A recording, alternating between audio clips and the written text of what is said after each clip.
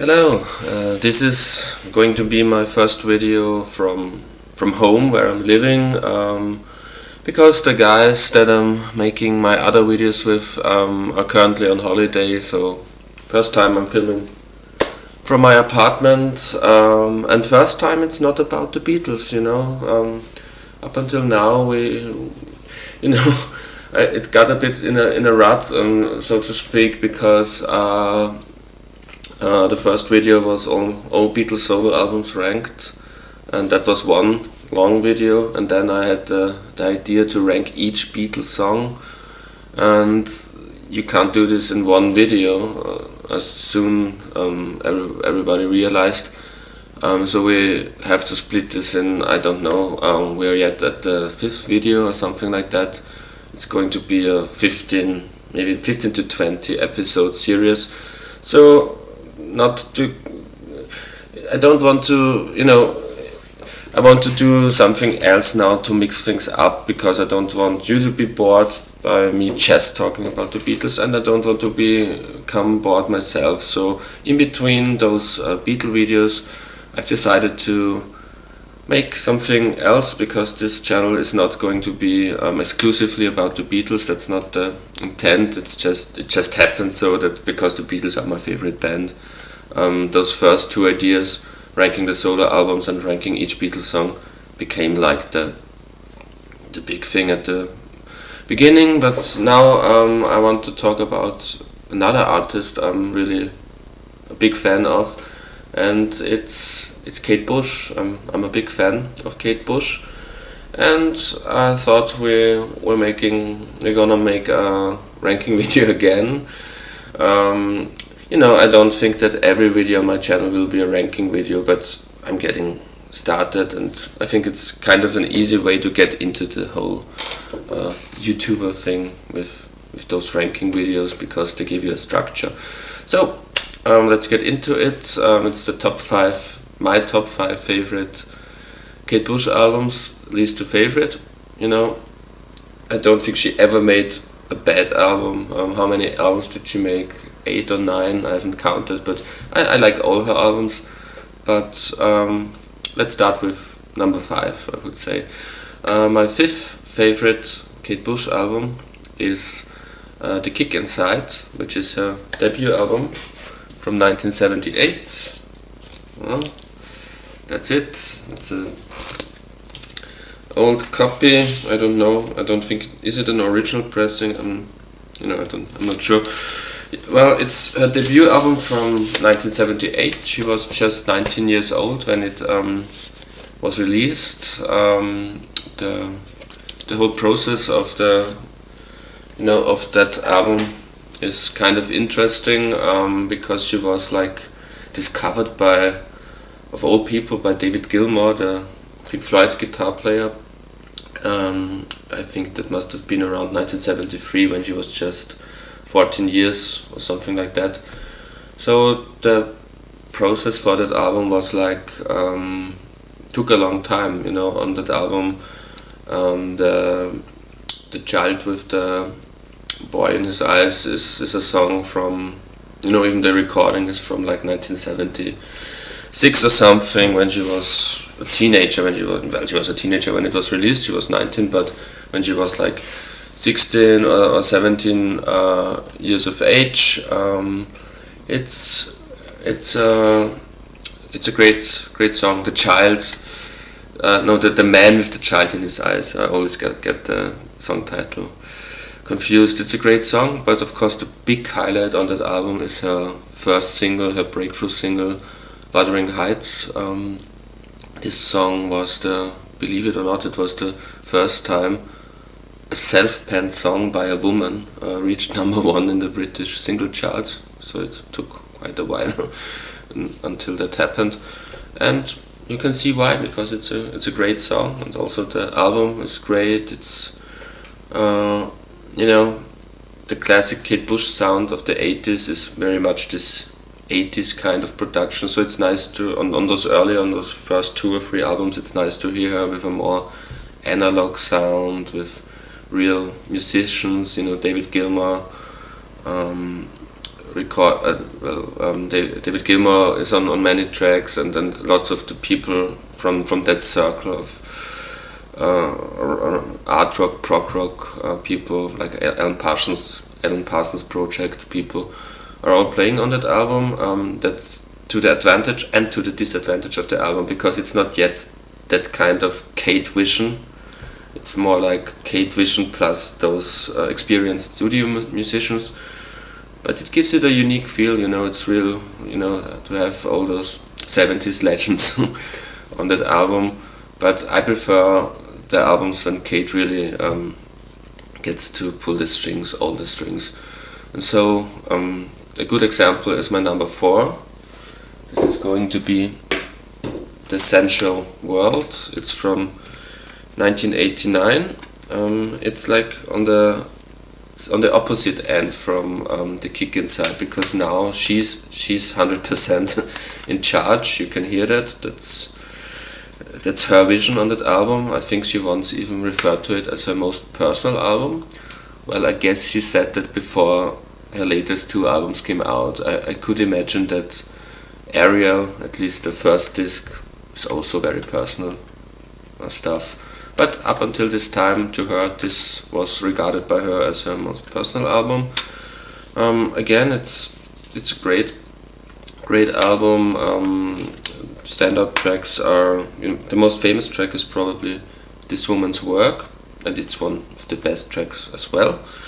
But I also like the deeper cuts, like The Fog, which is very, not spooky, it's very majestic. It has great string arrangements. The string arrangement reminds me a bit on the Lord of the Rings soundtrack.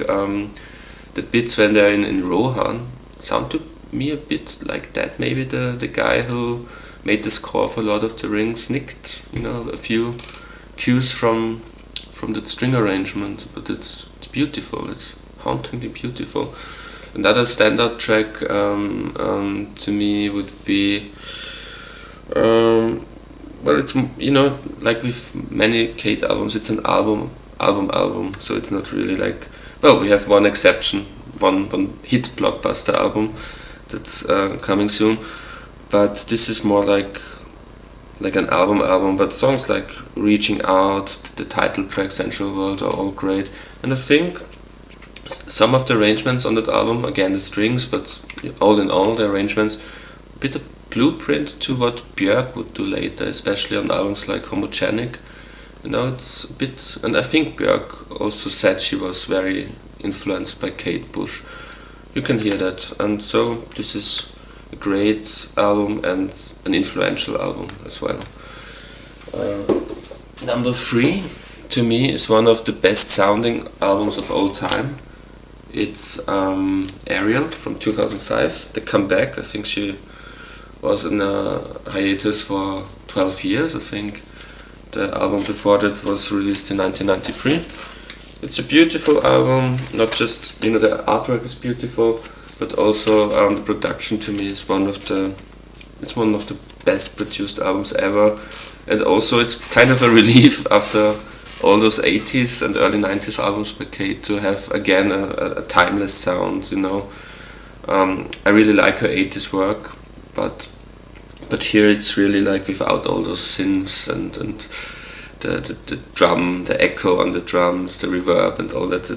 This is really very natural sounding, and it's a great album. I think it's again like with many of her things, it's a concept kind of a thing, concept kind of album. I think side A and B, it's a double album, also on CD, not just on vinyl. Side A and B are called A Sea of Honey. I haven't really read into the concepts of her albums. I like Kate Bush music to remain mysterious, and that's one of the charms of it. But I imagine A Sea of Honey is a very personal kind of disc, and I think the second disc is more like a general theme. It's maybe more about nature and things like that. again, it's, you know, it's almost like a bit new agey, esoteric almost, but in a good way. You know, it's in a good way. It's in a very you know, it's you know, it's in a, it's not cheap sounding or something like that.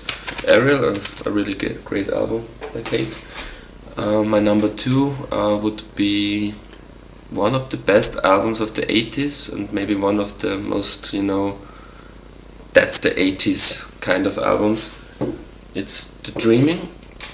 I've only got it on CD, but to me, those kind of sounding albums, you know, I think this sounds, this is more like that a CD is appropriate for me to listen to it. There's this technical sound to it, and it's, you know, again, very influential album. You know, it was released in 1982, the year I was born, and I think many of the things, good and bad things, that would become later on typical 80s are all here for one of the first times. And but a part of that, besides that, it's just a great album. 10 songs. I think each and every song is almost perfect. It's really wonderful. The first track, Set in Your Lap, is maybe one of her 5 best songs ever. The video is also great. There Goes a Tenor, Suspended in Gaffer, Leave It Open, The Dreaming. You know, I could tell you all the song titles. It's a masterpiece. This is really a masterpiece. But unfortunately for this album, there's one album that's even a bigger masterpiece. I think I said this is one of the best albums of the 80s. The next album, number 1, is also one of the best albums of the 80s. But I think this is also one of the best albums of all time, period. The Hounds of Love from 1985. The first side is like a greatest hits album almost, with Running Up That Hill, Hounds of Love, Cloud Busting, you know, 3 of her best songs and of her most known songs, and really those are great. Cloud Busting, the great video with Donald Sutherland in it. You know, also the videos, all the videos are great. This is her at her best. You know, side A is her at her best pop and hit making, and side B again is like the second disc of Ariel, more like a concept thing and more deep cuts. And I have to tell you, and again, this is more like the esoteric side of her, the new age side. And you know, when I first heard the song Hello Earth, you know, the album in itself, especially side B, is like a psychedelic trip already. It's all those weird sounds, so it's kind of a scary and haunting album up until that point already.